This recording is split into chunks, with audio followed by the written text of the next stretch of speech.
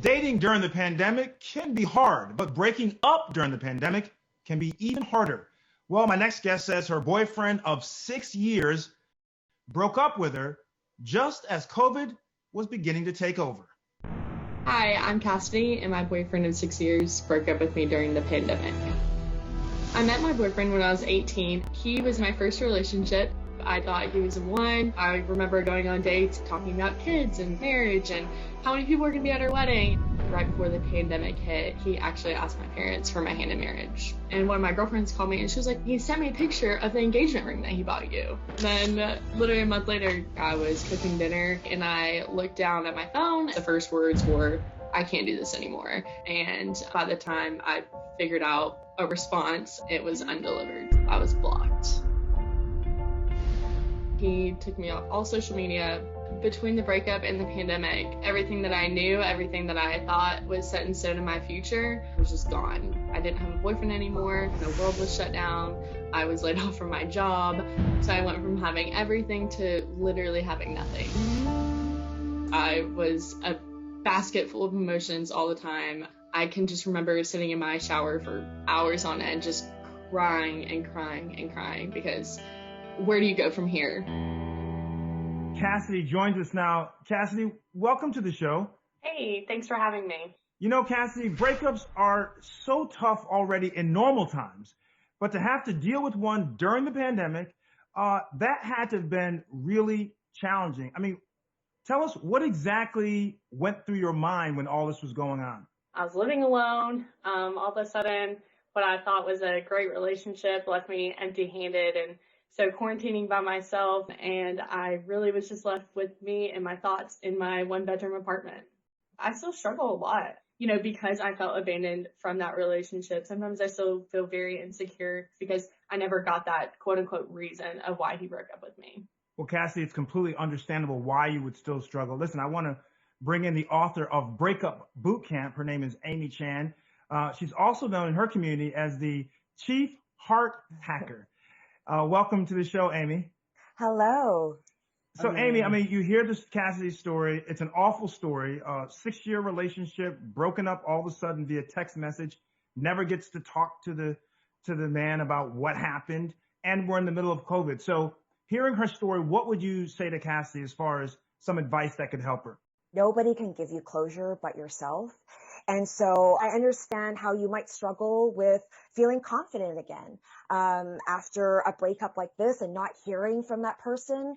And that is a big betrayal of trust. And it's totally normal that you're feeling hurt from that. But remember, as you open up your heart again, that be true to your authentic self. Don't edit yourself in hopes that someone's going to like you, and continue to focus on doing things that light up your soul, that make you feel empowered. Be the type of person that you would want to date. And in those moments where you feel like your emotions are getting the better of you, that's time to redirect your focus, right? Mm-hmm. Because if you are still, blaming your ex, vilifying your ex, hoping for your ex to change or come back with an apology, reality is you're still in a relationship with your ex. So redirect your focus into activities that light you up, whether it's exercising, whether it's taking an online dance class, doing a state change will help you kind of get out of that rumination cycle. With us, do you have any questions for Amy?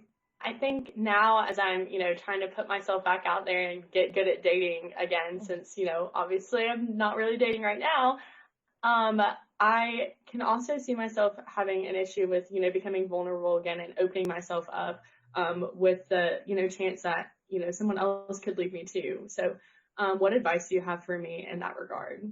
Cassidy, your greatest lesson in this lifetime is to practice opening your heart, even when it hurts, especially when it hurts. And during this time, it seems like you've learned a lot about yourself and different tools to help you have compassion and get back up from the hurt. So you're inherently safe, and you need to remember that. And that if you were to meet someone and date and love fully and love truly and deeply, and it didn't work out according to plan, you will get back up. You have the tools, you have the resilience. So remember that, because sometimes when we get hurt, it's really easy to default and react to this place of, closing up and I'm never going to love again. I'm never going to let someone hurt me. But that's a practice. Practice opening up your heart. And remember, this is your time to experience dating different people so that you can understand what you want and, more importantly, what you don't want.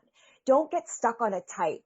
And I think that sometimes we have an idea of all these things we want on a checklist, but focus on your values, and do you have shared values with this person? And how do you want to feel? I would recommend to you, write down a list of what does love not feel like? What does unhealthy feel like? Write that down. Then write a second list of what does healthy love and support feel like? And if you don't know off the top of your head because you didn't experience it in your last relationship, draw on some examples of how your friends and family show up for you. Write that list, and as long as you can tell the difference on a cerebral level between unhealthy and healthy, that will help you recognize healthy love on an experiential level. And then next time you meet someone and, maybe you're feeling that chemistry and your emotions are kind of taking over, this is a good time for you to pause and take a look at that list. Is this healthy? Is it unhealthy? Are there red flags that I'm just ignoring because I want a relationship badly? And right now during a pandemic, it might be a little bit tough, but I'd say conduct a dating experiment. Date 10 different people who you normally would not really, give a chance to. And your only intention is to try to exercise your muscle of curiosity and connection. Don't put so much pressure on yourself of, I need to find the one. I need to, meet my next husband. It just puts so much pressure on you and the situation, and it makes dating not fun. Amy, you have a surprise for Yes, Cassidy, I right? do. So, Cassidy, as a surprise, we'd love to gift you a ticket to the 3-day virtual Breakup Bootcamp. And our goal is we're going to have myself and a bunch of different of the top relationship experts, from psychologists, relationship coaches, behavioral scientists, and we're going to help you really move on from the past, create a new foundation, and help you move forward to create healthy love. Oh my word. Thank What do you you think, so Cassidy? much. That is so incredible. I'm beyond excited. Words can't even describe how I feel right now. Guys, this is awesome. This is what we do here at the Doctors. We hear problems and we try to find some solutions. So Amy, thanks for the offer. Cassidy, thank you for sharing your story. We, of course, wish you the absolute best, and we're going to follow up with you to see how it goes. Perfect. Okay? Thank you guys so much. We've heard about all types of boot camps: weight loss, financial, marriage, but breakup boot camp? Well, we're back with the author of Breakup Bootcamp, Amy Chan. So Amy, what inspired you to write this kind of book? Yeah, a really, really tough heartbreak. I was in a relationship that I thought was going to end up in happily forever after. And when that relationship fell apart, I fell apart. I put so much of my identity in him and us that I didn't know who I was anymore. And so after a really hard winding road of getting back to healthy, I learned all these tools to learn how do you heal from heartbreak and how do you move forward in a healthy way. And so I created Breakup Bootcamp, and the book is really meant to be the relationship Bible for anyone who's struggling with relationships. How do you think the pandemic has affected these relationships, and what do you prognosticate for the future? We have seen an increase in divorce rates. It's about 34% right now, and it's expected to go higher. A lot of breakups, and people are really struggling. They don't have their typical ways of self-soothing and going out, to a yoga retreat or seeing their friends anymore. So now more than ever, people need to really double down on You say that there are 5 tips for anyone that's gone through a pandemic breakup. I want to get to them. First, you say you don't feed your emotional monster. What do you mean by that? Yes. When I say feed it, that means playing a sad love song on repeat, watching sad romantic movies on repeat. It's causing that emotion to get bigger and bigger. Even worse is when we add on these stories and interpretations and we go into catastrophe thinking, such as, I'm never going to love again. I gave them the best years of my life. All of that isn't actually fact. They are thinking traps and causes that emotion to charge to go from here to here to here.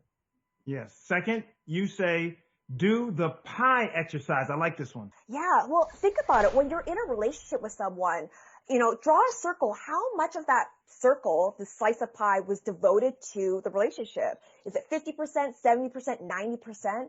And after a breakup, you have that much space that you need to fill up with activities. And so you need to create a list of things that you can do that light up your soul, that make you feel good again. Because if you don't fill up that time and space, you're going to fill it up with thoughts about your ex. Well, Amy, you say next that you need to prepare yourself for withdrawal. Can you explain that? I'm not sure what you mean there. Yeah. When you're in a relationship with someone, you have neural pathways that have been wired together. After a breakup, your body is in a state of shock. It's used to getting those feel-good chemicals from the relationship. So it's completely natural for you to go through periods where you totally miss the person and you go through a sense of withdrawal. But what's important to note is that intensity of withdrawal will subside, and it usually takes 20 to 30 minutes. So create a strategy of different things that you can do so that you can distract yourself when the withdrawal comes. And it's always best to be able to do a state change and move your body. So go out for a jog without your phone. Put on a happy playlist and dance to it. Call your best friend. Yeah. You say create an empowering fantasy. Explain that. Yeah. So when we're caught in a disempowering fantasy, that's when we're thinking about the past, hoping, wishing it will change. Now, you want to create an empowering fantasy, something that you actually can control. This might mean you take up that online course you wanted to do. You write that book you've always wanted to write. You become the best dancer you possibly can by looking at videos on YouTube. But when you are doing things and you're feeding your energy and your focus on things that light up your soul and make you feel empowered, that's going to help you not go into this rumination cycle and go back into that disempowering fantasy that's just ultimately not going to serve you. Finally, you say you should throw yourself a breakup party. So tell us more about that, and what exactly does your breakup party entail? Yeah, when people are going through a breakup and they're feeling really sad, I'm actually excited for them. Sometimes a breakup is a shakeup you need to redirect your life. So it calls for a time to celebrate. So throw yourself a breakup party, get your closest friends on Zoom or use tribute.co to create a video montage. Everyone goes around and tells you what they love about you the most. Make sure you record it. And then in those moments when you're feeling down and lonely and maybe sensing withdrawal, watch that video. That will give you those feel-good chemicals and remind you in those moments that you're doubting yourself, that you're worthy of love and that you're awesome. And just because it didn't work out with this person, it doesn't mean it's the end of your story or your love story. It means it's the end of one chapter and you are the author and now you have your next chapter to write. Amy, I got to tell you, this is all such great advice. Thank you for joining us and, of course, sharing all of your expertise. Thank you, Amy. Ian, aren't you glad we're not dating? Yeah, exactly. Those days are over for me.